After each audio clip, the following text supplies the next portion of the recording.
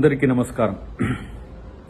మొన్న నిర్మల్లో జరిగిన సమావేశంలో మాట్లాడిన మాటల్ని కొంతమంది దుర్మార్గులు వక్రీకరించి ఫేక్ను క్రియేట్ చేసి క్రాప్ చేసి రాముణ్ణి నేను తూలనాడినట్టుగా ప్రచారం చేసేదాన్ని నమ్మొద్దని నేను విజ్ఞప్తి చేస్తున్నా. మా సగర సంఘం మిత్రుడు శేఖర్తో పాటు చాలామంది నాకు ఫోన్ చేసి అన్న ఆ విషయంలో వీళ్ళు తప్పుడు ప్రచారం చేస్తున్నారు కాబట్టి నువ్వు వివరణ ఇవ్వాలని చెప్పి అన్నందుకు నేను మీ ముందుకు వచ్చిన.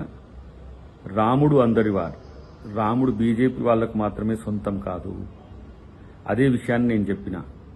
దాంట్లో చాలా స్పష్టంగా రాముణ్ణి మొక్కుడే బీజేపీని తొక్కుడే అన్న దాన్ని కూడా పక్కన పెట్టేసిండ్రు. సో ఆ కసిని అమిత్ షాను మోడీని రాజకీయ విమర్శలు చేస్తే అది రాముని మీదకి తెచ్చి రాజకీయ పబ్బం గడుపుకోవాలనుకుంటున్నారు.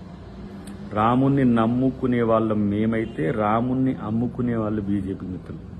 సో ఒక పవిత్రమైన రామనామాన్ని యుద్ధ నినాదంగా మార్చొద్దు.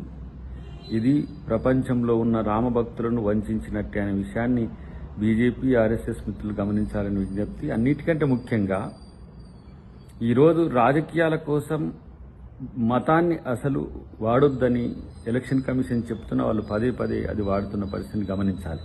కాబట్టి రాముని భక్తుల మనోభావాలు ఎప్పటికీ అద్దంకి దాయకర్ దెబ్బ తీయడని చెప్పి తెలియజేస్తూ జై సీతారాం.